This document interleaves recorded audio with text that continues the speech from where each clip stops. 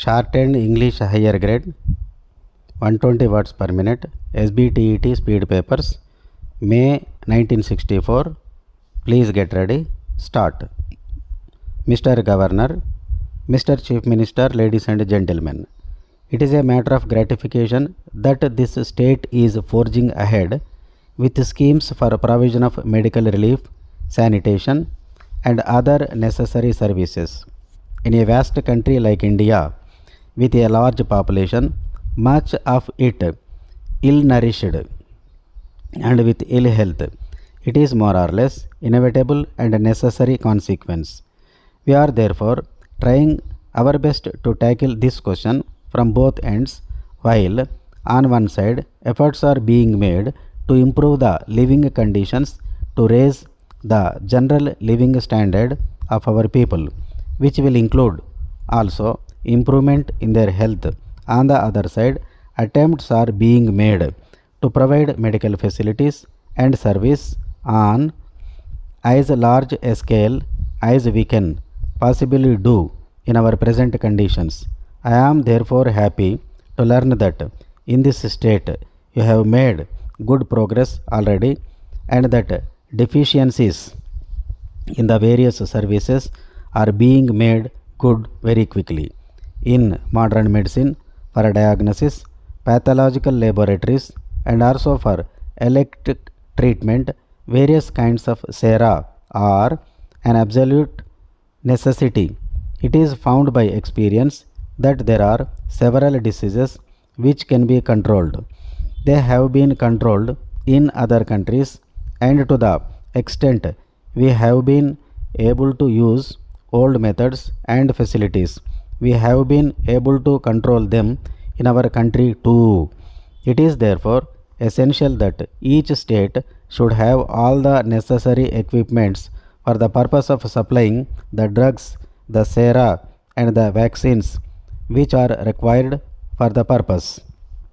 I know that in some states we have got up to date and very good laboratories which are doing this work, but as they are not sufficient for this country, you are going in for more by expanding the laboratory here as well as by establishing general laboratories. In modern days, everyone who goes to a doctor finds that a doctor by himself is not able to diagnose his illness. He needs the help and assistance of a laboratory, and each laboratory requires scientific instruments and other kinds of equipments besides a staff of trained men. Unless all these are provided, the medical facilities cannot be said to be complete and however good, efficient and experienced a doctor may be, he will very often find himself more or less helpless in the absence of all these facilities. It is therefore absolutely necessary that these facilities should be provided on as large a scale as medical facilities in other countries are provided, and both for the purpose of preparing sera and vaccines and things of that sort which are required for preventive purposes as well as for curative purposes, we should have large scale manufacturing laboratories. I am glad to learn that you will become self-sufficient in these respects in a short time, and once you become self-sufficient, you will not have to look to other states for supply of all these materials. But as you have said, you are also deficient in supply of trained personnel. That has also to be provided, and I am glad you are opening new colleges and institutions where young people may be trained. It will, as the Chief Minister has pointed out, take a little time to get these men in their proper places. The medical studies themselves are somewhat prolonged, taking not less than 5 or 6 years in a college, and mere study in a college is not sufficient to make a very good and efficient doctor. He requires more than that, and that can come only through experience.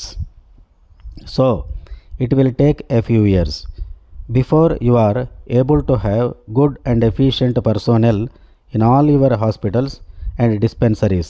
But when we are engaged in large scale reconstruction of the country, this kind of delay inevitable, and all that I can say is that we should be alert and on the lookout for deficiencies to make good, so that before the evil effects of such deficiencies become apparent, we are in a position to meet them.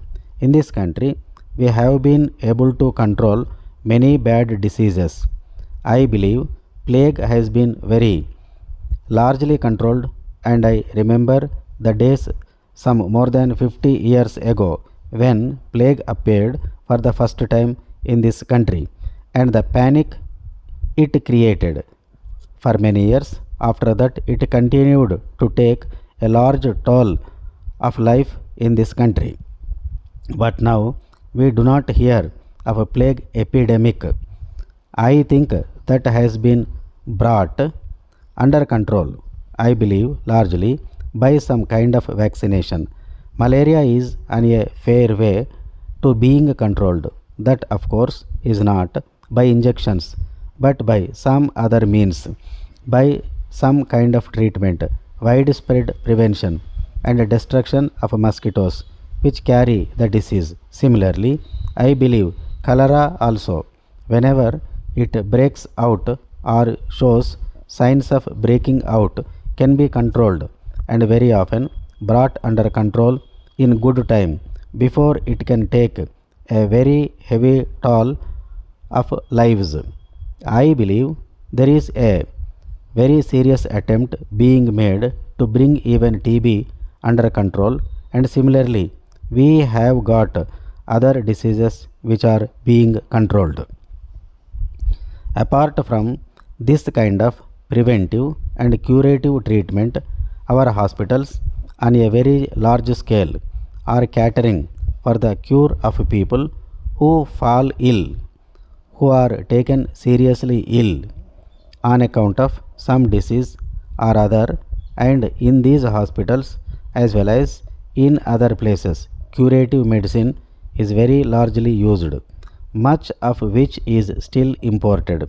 Some of it is being prepared in this country, but an attempt is being made in this country now to establish large factories for the purpose of preparing and manufacturing the latest type of drugs which are now in very common use, although they have come into use during the last few years, and crores of rupees which we have now to spend on importing these, and for which we have to depend upon other countries, will be saved.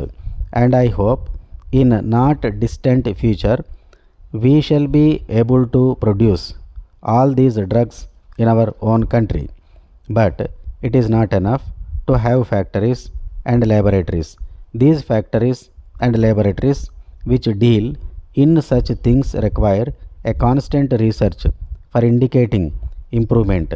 It will not be correct to say day to day, but I should say hour to hour, and unless we have got a very efficient body of research workers engaged in research of these drugs in all these laboratories, they will very soon prove to be out of date, and many things which we begin to manufacture will have become out of date by the time our first samples are ready.